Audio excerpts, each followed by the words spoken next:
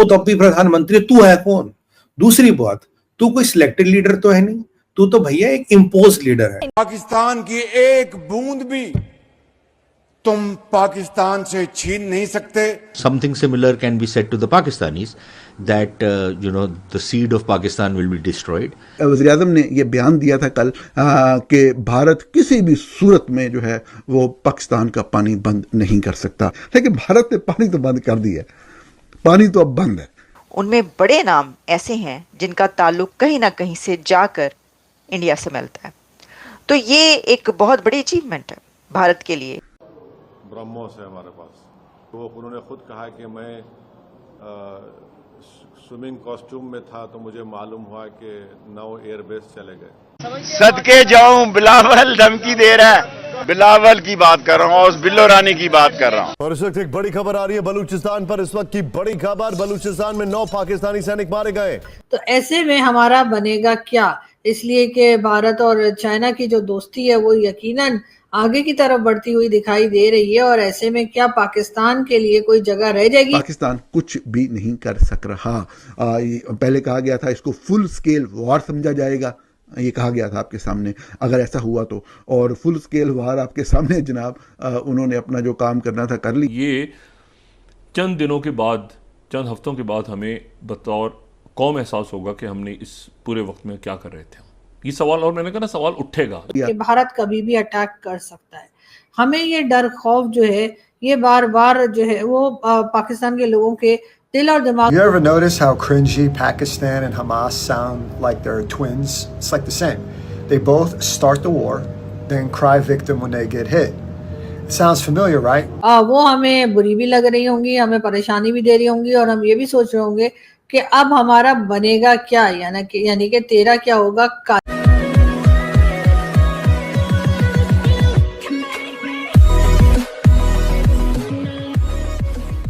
नमस्कार दोस्तों, अब ऑपरेशन सिंदूर जब चला था और उसके बाद इंडिया और पाकिस्तान के बीच में जो 4 दिन की कॉन्फ्लिक्ट हुई, उसमें इंडिया ने तो जो कहा उसके सारे फ़ोटोज़ वीडियोस दिखाए कि भाई देखिए हमने यहाँ पर अटैक किया है और ये रहा, पाकिस्तान के अंदर ये सिचुएशन हो रही है वगैरह वगैरह, ये सारी चीज़ें हमने कही।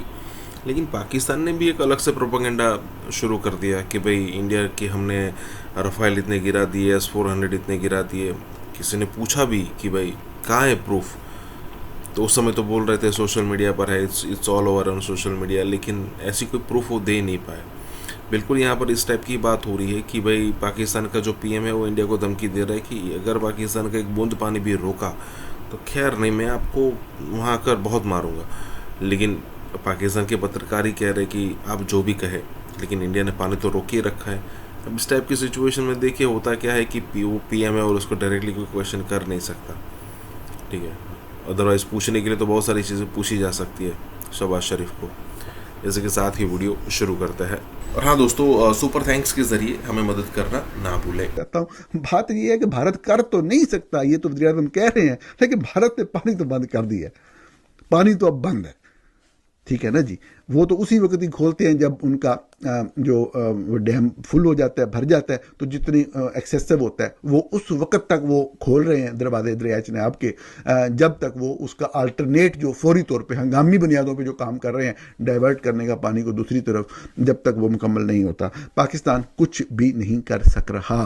पहले कहा गया था इसको फुल स्केल वॉर समझा जाएगा, ये कहा गया था आपके सामने, अगर ऐसा हुआ तो, और फुल स्केल वार आपके सामने जनाब उन्होंने अपना जो काम करना था कर लिया, और हमने बाद में कहा जी हम अक़वाम मुत्तहिदा में उठाएंगे। अब जो लोग अक़वाम मुत्तहिदा को जानते हैं और अक़वाम मुत्तहिदा में जो मामला चल रहे हैं और वहाँ पे जो होता है, तो वो आप आगे खुद समझ सकते हैं। वो हमें बुरी भी लग रही होंगी, हमें परेशानी भी दे रही होंगी, और हम ये भी सोच रहे होंगे कि अब हमारा बनेगा क्या, यानी कि तेरा क्या होगा। कालिया वाली चीज जो है वो यहाँ पे यकीनन बहुत सही से फिट आती है, मगर बात तमाम यही है कि क्योंकि हमने कभी अपनी इकोनॉमी पे काम नहीं किया, क्योंकि हमने कभी कोशिश नहीं की कि हम ये मांगे तांगे की मईशत या मांगे तांगे की इकोनॉमी लेकर, फाइनेंस लेकर आगे ना बढ़े, बल्कि कुछ काम काज करके अपने आप को भी ایک ایسی کنٹری ثابت کر سکیں کہ جو خود کماتی کھاتی ہے. لیکن ہمارے لوگوں کو ظاہر اس کی فکر تو ہوتی نہیں ہے, کیونکہ انہوں نے کیا کرنا ہے, انہوں نے جب ریٹائر ہو جانا ہے تو کوئی کینیڈا نکل جائے گا, کوئی دبئی چلا جائے گا, کوئی امریکہ چلا جائے گا,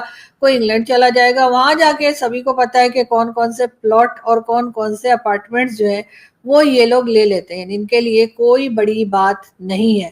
لیکن ہاں یہ ضرور ہے کہ جو عام پبلک یہاں رہ جائے گی, جو عام پبلک بیچاری یہاں پر کہہ لیجیے ایڑیاں رگڑ رگڑ کے مرنے کے لیے پیدا ہوئی ہے, اس کا کیا ہوگا یہ یقیناً ان کو سوچنا چاہیے. ہر طرف سے جو ہے وہ لوگوں کے اوپر سختی جو ہے وہ بڑھتی چلی جا رہی ہے, اور لوگوں کو روکنے کی کوشش کی جا رہی ہے کہ وہ سوشل میڈیا پر اور دوسری جگہوں پر بات کرتے دکھائی نہ دیں. ایک طرف تو انہوں نے سوشل میڈیا بین کر رکھا تھا, کئی سال ٹویٹر جو ہے وہ پاکستان میں بین تھا, اور یہاں پر اگر کسی کو دیکھنا ہوتا تھا تو بڑی مشکل سے وہ وی پی این وغیرہ لگا کر لوگ ٹویٹ کر لیا کرتے تھے. لیکن اب ان کا وہ کام آسان کر دیا بھارت نے, کہ بھارت نے کئی لوگوں کے ٹویٹر اکاؤنٹس جو کہ اپنے لوگوں کے اوپر بات کیا کرتے تھے کہ بھائی ملک کو سنبھالو, کوئی صحیح کام کرو, کچھ نہیں تو بھارت سے, بنگلہ دیش سے یا کسی اور کنٹری سے سیکھ لو, ان کے اکاؤنٹس اپنے آپ ہی بلاک کر دیے گئے ہیں. تو اس وجہ سے ان کا کام آسان ہو گیا. لیکن تب بھی یہ اپنی سوچ میں اور اپنی اس کوشش میں ہیں کہ کسی طرح سے کوئی بہانہ ملے اور یہ دوبارہ سے سوشل میڈیا پاکستان میں بین کر پائیں. لیکن ظاہر ہے کہ ابھی ان کو فی الحال کوئی بہانہ یا کوئی ریزن ان کو ابھی ایسا سالڈ مل نہیں رہا جس کو لے کر یہ دوبارہ سے سوشل میڈیا کے اوپر بلاک لگا سکیں اور کہہ سکیں نہیں پاکستانی یہاں پہ بات نہیں کر سکتے. لیکن پاکستانی بات کر رہے ہیں, اور یہاں پر بات پاکستانی نہ تو بھارت کی کر رہے ہیں نہ امریکہ کی کر رہے ہیں, وہ بات کر رہے ہیں پاکستان کی, پاکستان کو چلانے والوں کی, پاکستان کو تباہ کرنے والوں کی, پاکستان کو کھا جانے والوں کی, جو پاکستان میں ہی بیٹھے ہیں اور پاکستان سے ہی جو ہے وہ کما بھی رہے ہیں, اور ان کی اولادیں جو ہیں وہ ملک سے باہر بڑی بڑی کنٹریز میں تعلیم حاصل کر رہی ہیں یا پراپرٹیز بنا رہی ہیں. ایسے لوگوں کے لیے بات کر رہے ہیں لوگ, اور کرتے رہنا چاہیے. میں سلام پیش کرتی ہوں تمام ہی پاکستانیوں کو جو پاکستان میں رہ کر غلط کو غلط اور صحیح کو صحیح کہنے کا حوصلہ رکھتے ہیں, اور اس کے بعد ان کے اوپر جو سختیاں کی جاتی ہیں, جس طریقے سے پریشان کیا جاتا ہے, اس کو وہ برداشت بھی کرتے ہیں, اور اس کے بعد اپنی رائے نہیں بدلتے. کیونکہ ایسے لوگوں کی تعداد بھی کوئی کم نہیں ہے جن کو تھوڑی بہت سختیاں جن کے اوپر آئیں اور وہ ایک دم ہی رٹو طوطے کی طرح, یا کہہ لیجئے کہ ایک دم ہی جن کو سکھائے پڑھائے جاتے ہیں اس طرح کے کسی طوطے کی طرح وہ واہ واہ پروڈکشن بن گئے اور تعریفیں کرتے, ان کا منہ نہیں تھکتا. اور مجھے دیکھ کر حیرت ہوتی ہے کہ یہ وہی لوگ ہیں جن کے اوپر کسی زمانے میں سختیاں آئی تھیں, اور جن کے اوپر کسی زمانے میں ان کو کبھی اٹھا کے لے جایا گیا, تو کبھی گھر والوں کو تنگ کیا گیا, تو کبھی انہیں پریشان کیا گیا. کم از کم ان لوگوں کو تو جمے رہنا چاہیے تھا, لیکن ایسا ہوتا ہوا دکھائی نہیں دے رہا. لیکن دوسری طرف پاکستان میں یقیناً ایک یہ بات بھی بہت تیزی کے ساتھ پھیلائی اور بتائی جا رہی ہے کہ جی بھارت ایک بار پھر اٹیک کرنے والا ہے, بھارت ایک بار پھر پاکستان پہ اٹیک کر دے گا. اس قسم کی باتیں بھی کی جا رہی ہیں.